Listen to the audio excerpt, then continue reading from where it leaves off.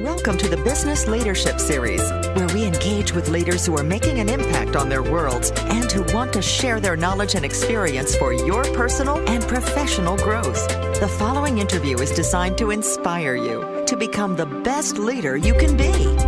Your host, Derek Champagne, is the founder and CEO of The Artist Evolution, a full-service agency building successful brands, marketing tools, and campaigns, and also the author of the best-selling book, Don't Buy a Duck. And now, let's begin today's Leadership Series interview. Welcome to the Business Leadership Series, where our goal is to inspire you to become the best leader that you can be. We've got a treat today. We've got Seth Buechley here with us. He's an entrepreneur, a speaker, a leadership and growth coach with a really cool background. Seth, welcome to the program today. Thank you, Derek. I am thrilled to be with you. Hey, there's so many places we could start. I should also mention that you're an author of this really cool book, Ambition, that's endorsed by CEO of Popeyes, by Dan Miller and others, and really look forward to reading that. It looks like a really powerful book. Well, I'll hopefully get a chance to share a little bit about what the backstory was to that finally got me motivated enough to fulfill that dream of writing a book. So that'll be fun. Your story is going to speak to a lot of our listeners that are entrepreneurially wired. But we got to start back a little bit younger years for you, growing up on a commune, and some other interesting things about your past. Why don't you kind of take us through your early years and then your formidable development into where you are today? Sure. Well, it tends to get people's attention when you say that you grew up in a commune in the woods. And then when I say, but I also ended up an entrepreneur, and I've started, around a dozen different businesses. And so, everything a life planner would have said, you shouldn't do. I for whatever reason, I did. So I married, I married young as a teenager. I skipped college altogether. I went into a family business startup, and so none of that leads you to think you would end up being president of companies and serving on public boards and things. So I've been really fortunate to have some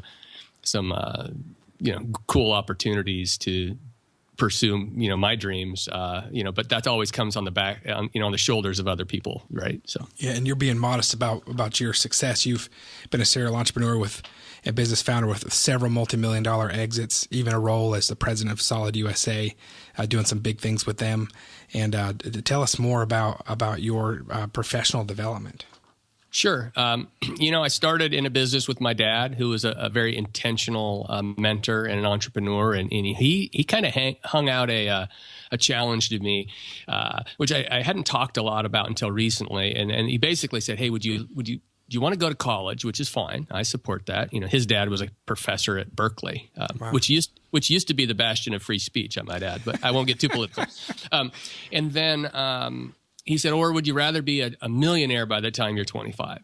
And as somebody that was really impatient, just by DNA, I wasn't quote unquote motivated by the money, but I was motivated by, is that even possible? Kind of question. And I actually believed it was. And so, I had a chance to go into business with my dad, and if you skip all the traditional institutions of where you gain knowledge and you go into work, one of the things I tell people is, you literally start at the bottom. And so I literally started with a shovel, digging ditches and pouring concrete and doing the work inside of this construction company. But it ended up being a construction company that was building the cellular networks, which were very new back in the late 80s and early 90s. And so I had a chance to kind of move up in the ranks in the company. So, you move from a laborer to a foreman to a supervisor. And eventually I made it into the office as an estimator. And somewhere along the lines, it was like this great epiphany. I can remember sitting in a duplex in Santa Clara, California, where I had been doing like some cold calls on the phone around prospecting for business. And I just remember thinking, holy cow, this is a lot of fun, And then I had this weird feeling like, dude, you might be a sales guy, And it was slightly mortifying because of the caricature of a car salesman or whatever. But the reality is, I realized, I like influencing, and I'd already been growing, as a leader in a lot of ways, and so. I was given opportunities to continue to grow inside the family business, and then And then eventually we grew the business up and down the West Coast. And when I was 27, we sold it to a public company. And I felt pretty strongly that I wanted to be on the board of the public company. And, everybody kind of gave me the look like, keep dreaming, son. And I was pretty adamant. And so I ended up having an opportunity to do that and to kind of get exposed to, more sophisticated levels of business. So coming from a commune, working your way up through the ditches, ending up on a public company board at 28 years old, I was like, I kind of thought I had the golden touch, to be honest with you. And of course, even though I skipped formal education, there was a lot of education I still needed, and I got that education. Trust me. Well, tell me. So, I mean, that's not bad. Growing up in a commune, breaking all the traditional life planning rules, and at the age of 27, selling a company for $18 million, and then being on the board for them. That's pretty impressive. So, tell me walk me through those early days with your dad. What kinds of things did he tell you, that he teach you, that stood with you, that really made a difference for you in your growth and being successful? I mean, there's a lot of people that read books about how to be successful and they don't do anything with it. You had an opportunity for a mentor to take you under his wing, being your dad. What did you learn? What are some of those things that we want to hear that he taught you? Sure. Well, he was a man of action. So his philosophy was, you need a plan, but planning is relatively small compared to the going, right? And so now you got to go. And the way that he used to call it, you push into something. You have a plan and then you start pushing into it. And then as you experience the challenges and adversities, you see the opportunities and then you eventually figure it out. He loved the concept of contracting. The thing that drove him crazy was when somebody tried to move his work into unit pricing. It took all the fun out of it. Unless he could look at a project and say, all right, it's worth $100,000 to you.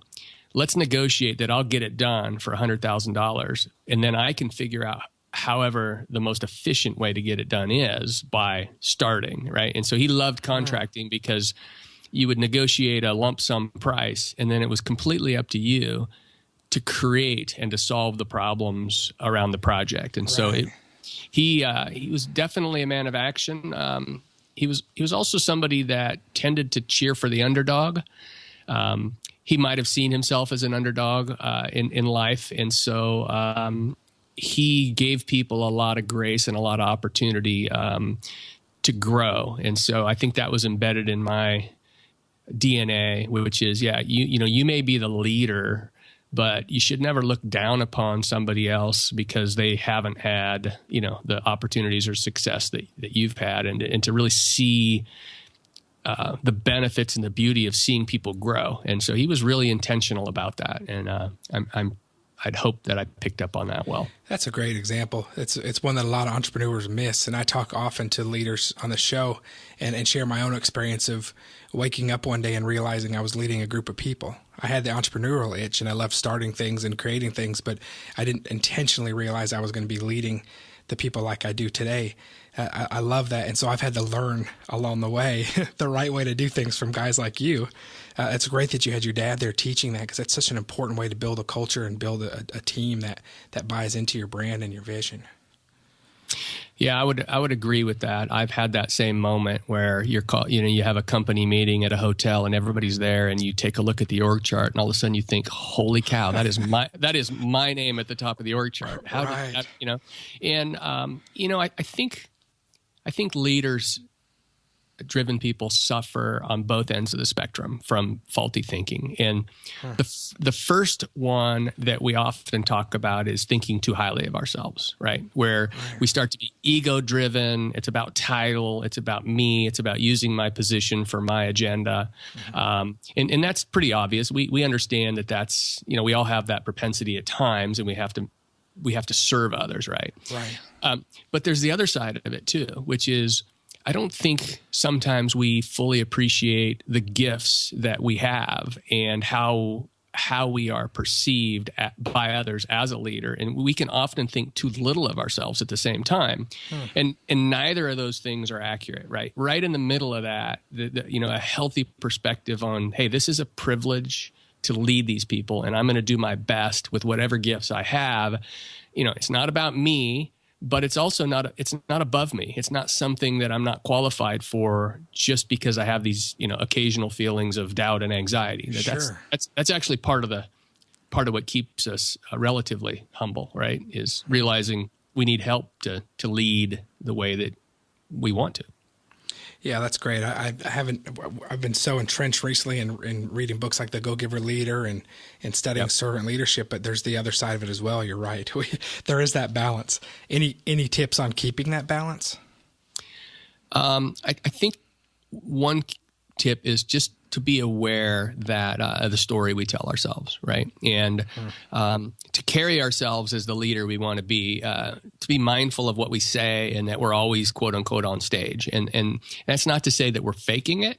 It's just to say that when in our weakest moments when we're tired or whatever, and we say something off the cuff, or we're critical of somebody's work on our team or express irritation, the more people admire you as a leader, the more those little statements cut them. And I just remember having to learn to be careful with my more careful with my words as my leadership platform, grew. Right. That's great. Thanks for sharing that. No problem. So tell me a little bit. I mean, you've had such success at an early age, and how did you experience some setbacks as well? Humbling moments, setbacks, failures, and if so, what was your approach to dealing with those? And do you feel like your early success either prepared you or did not prepare you for those moments? I don't feel like success is a great teacher. I have a quote I like to use from Bill Gates. He says, "Success is a lousy teacher because it seduces otherwise smart people into thinking they can't make mistakes." Right. And the truth is, success just set me up for education. Right. One of the things that I remember reading after this period of time where it seemed like everything that I did didn't work. Right. I had this period of time when everything turned up roses and I was this great success story. And I remember my identity was I was a young guy. I was successful. I was sharp. And then I was getting my butt kicked with nearly every investment I was doing was blowing up in my face. And I remember having this identity crisis of, all right, can you handle being just the young guy that's not successful? Because and so one of the things that you realize when you achieve a dream and then now you're no longer in that same role is how much of your identity was wrapped up in what you were. And at a young age, I mean, and you can imagine, people don't want to hear you whine about, oh, I sold a company for a lot of money and now I don't know what to do with myself, right? That doesn't go over well. And that one doesn't get the sympathy card, no. No, and frankly, and then so people don't talk about it. But the truth is, there's two bad things that happen when we get what we're chasing. Well, let me phrase it. One bad thing that happens when we get what we're chasing, which is you can end up saying, "Oh my goodness, now what? I'm completely unprepared for this. I'm entering into this life change, and I'm not certain about what I am about any longer." So you get this identity crisis. And then you can also discover that you still have this itch that's unscratched, and now you've achieved what everybody was telling you was going to make you happy, and you think, "Holy crud, I'm still not happy." That happened to me. The other side of it is, when we don't get what we want, we just have these profound disappointments in life. And so, what I learned both of those things. Coming off of a sale when I was young, I learned that I still had this drive to keep chasing, but I didn't have direction on why I was even driven, what I was trying to accomplish. And it caused me to have to, ask hard questions about what I believe about wealth and purpose and life in general. And, those were painful times. And at the same time, I was having these different failures, which were these profound disappointments. And, it really caused me to ask that deeper question. All right, what is wrong now? Because I had the golden touch, but now all of a sudden I went into this period where it just felt like nothing was working. And for me, the biggest life change that came out of that season of time was just understanding that where I was driven, that fundamentally I had not been grateful.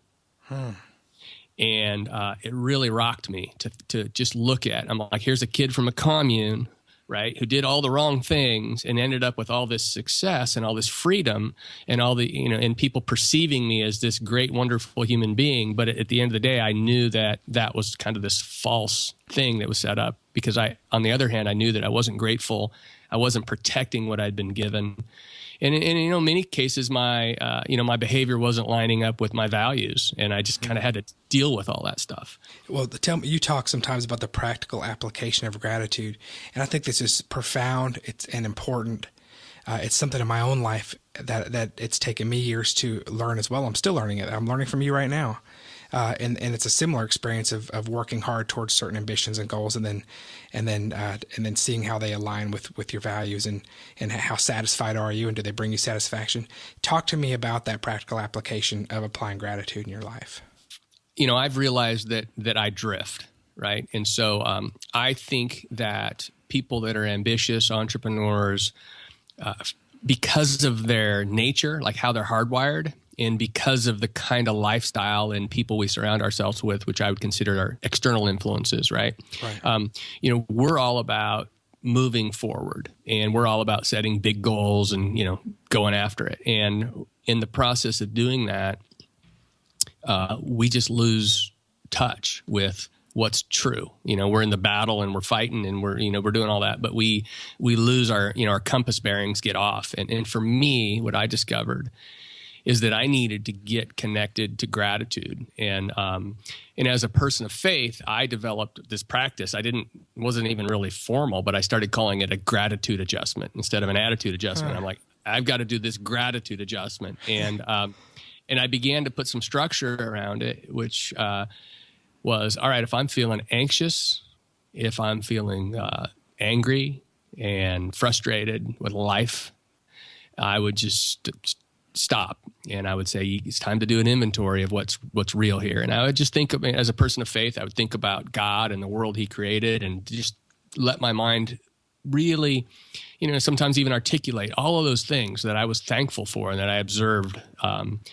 And it helped me see that I wasn't the one holding this thing together, right? And then I would think about my own, faith and redemption personally, and what that means to me to be somebody that knows that they're forgiven and has some sense of, eternal security. And I would be really practical about that. I would think about things in my life that I knew that I needed forgiveness for, and I would be thankful the fact that I don't have to carry that around any longer, right? And then it would get down to what I started calling like my domain, right? What are the areas now that I've got the big things dealt with? I got the fact that, God's in control of this world and I'm not. I've been forgiven, and I live in a place of I don't have to strive to earn approval. Like I've got the ultimate approval, so I don't have to strive for that.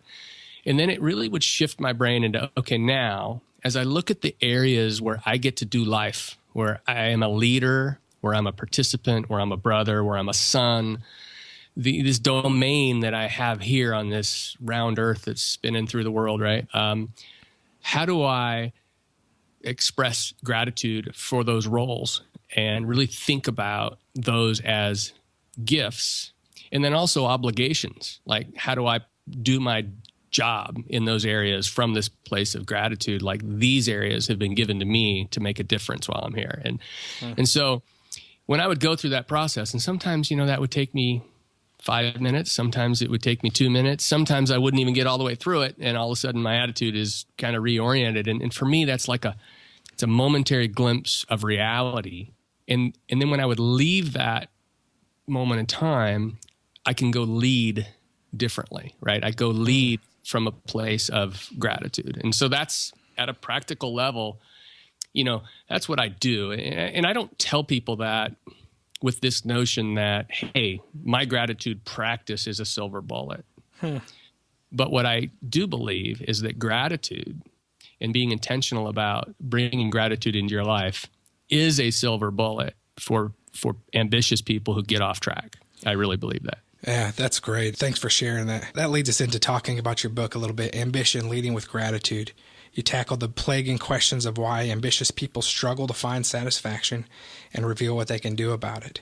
Dan Miller from the New York Times bestselling author, 48 Days to the Work You Love, says, ambition will show you how to harness your ambition through experience, integrity, and hard work in a way that will leave a positive legacy and improve the world. That's really powerful. And I think a lot of us out there, a lot of the listeners who are extremely ambitious, and we're proud of it, do sometimes struggle for that satisfaction. Talk to me a little bit about the book. What are some highlights that we can expect when we read this? Well, what motivated me to write the book was I looked around at people that were doing a lot and running hard, and I kept seeing them self-destruct. And I looked at my own life, and I saw how close I was to self-destructing at times. And I thought, okay, everybody talks about the upside of ambition, but we don't really talk about the downside risks. And I feel like I'm at a place where I can talk candidly with people. And so I kind of get into that, the psychology of that, right? What does it mean to be ambitious? What are the things we need to look for? What are the implications of being ambitious, and kind of talk through that? And, what happens if we actually get what we're chasing psychologically, right? Are we really ready for it? What happens when we don't get what we're chasing? How do we process disappointments? I find that much of what we suffer from is these disappointments. Disappointment is tied to expectation. And what I talk about in the book is make sure that you have mentors around you that can help you, encourage you, but also help you set realistic expectations so that as you're chasing these big dreams, they're appropriate dreams for where you're at in life, right? Many ambitious people are very, very impatient, right? Right. And so then I kind of move into this transition of, all right, now that we understand the downside risks of being ambitious, let's take a moment and understand the power that gratitude has. One of the lies that ambitious people believe is that satisfaction is found through achievement. And what I've observed, and I think what the science suggests, is that actually satisfaction is found on the other side of gratitude. And so that if we want to get to satisfaction and contentment, it comes through this doing the hard work of developing a gratitude practice. And gratitude maybe sounds a little squishy to some people. I can assure you it's not squishy, right?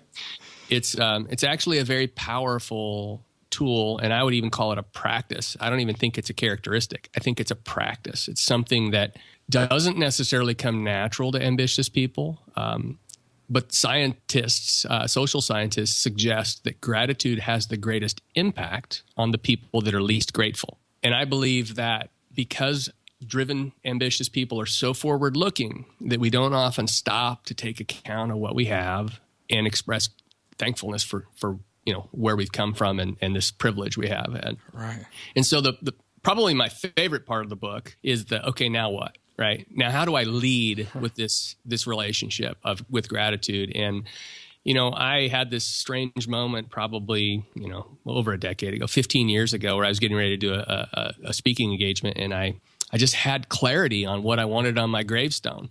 And what I wanted was he reached for his potential, he impacted his world, and he left a legacy. And so I talk about that as the framework by which I lead now. And I'll give people 3 words that'll probably be easier than what I just said. The 3 words are me, these, and those. And so the me part is all around reaching your potential and committing to grow as a leader. And we can only be as big on the outside as we are on the inside, as John Maxwell would say. Right. And we all want to make a difference in this world, and I would argue that we need to start with me. How do I grow myself so that I have the capacity to be the leader that I want and to reach for my potential, right? The second part is these. So I move from me, and if I do a good job with me, now I'm positioned to impact these people that I'm actually in relationship with, right? And those would be my employees, my family members, in a business, sometimes it's our customers. Right. It's, our bankers. There's a certain set of people that get drawn into our life. These are actually the ones that we're best positioned to impact if we have our eyes open and realize that that's our privilege and frankly, our duty, right? But here's what happens often, Derek, is people that are driven skip that one and they go right to what I would call those. And the those would be, you're trying to reach those people on social media, or you're trying to make a name for yourself, or you're trying to leave a legacy. And so you skip the people that you actually touch because you're trying to reach the people that you don't even know who they are. We don't even know who they are, right? But my belief is that if we do it in the right order, we start with me, and then we move to these people that we can impact. Then we move over to those. And if we do the first two properly, we earn the privilege of reaching people that we may never meet because our ideas are written down and they can absorb them that way, because the things we build as companies maybe live as have a legacy. And I think that those part is more around transferring our values, over the long run.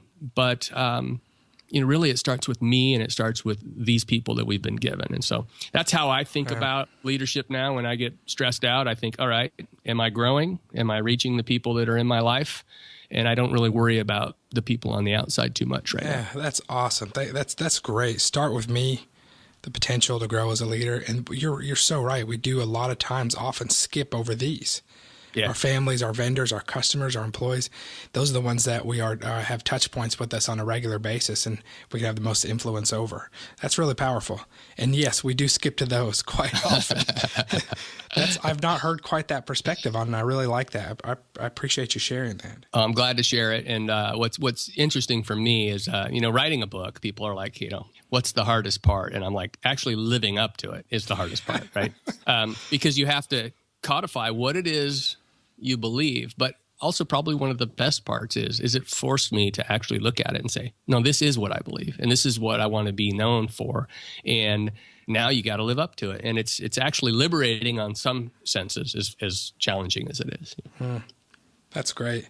Anything else you want to share about the book? Just that it's been a real privilege getting great reviews. It's easy for people to get at readambition.com. And for those that like, try before you buy kind of people, I've got a free audio chapter and a free written chapter of what I consider to be my favorite chapter. I call it Entrepreneurs in Danger. And it's all about the upsides of certain characteristics, but also the downsides. For instance, we're risk takers, right? And, we may boldly go where nobody's gone before, but we'll often overlook sound advice and all the evidence of why we shouldn't go there. And so I really contrast, and that chapter actually came out of a speech I was given to a bunch of entrepreneurs, and it was really a joy. So anyhow, if they go to readambition.com, I've got some good stuff there that they can download for free, and it also gives them an opportunity to purchase the book, and they could get it, at all the traditional places like Amazon, and it's at airports around the country and things like that. Awesome. Readambition.com. You've got a free chapter that we can try out, Entrepreneurs in Danger. You are so right about that as well. I'm really looking forward to reading this book. It is right up my alley on learning more about being a better leader. I know that our listeners are going to appreciate it as well. A few more questions for you. Tell me about what's next for you. What's on the horizon for you coming up? You've got a lot going on. Yeah, I just committed to something new, which is great. I am stepping into a leadership role with a company called Cathedral Consulting. And I'm excited about this because Cathedral was the company that helped me grow my business from literally a startup to when we were done, we had just under $60 million in revenue with about 60 people across the country. Wow. And I really came to rely on them as a strategic advisor to us at a board level.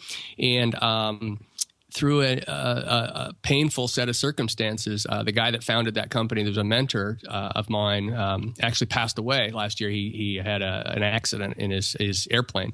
And I was presented with an opportunity to join that team. And it's really an honor because Cathedral focuses on at being a strategic advisor to small business leaders, and really has some approaches that are very technical, and that bringing this expertise to small business owners that they don't normally have access to. When you're a large business, you can go get that specialized expertise, but as a small business, you need people that understand like how it all fits together, right?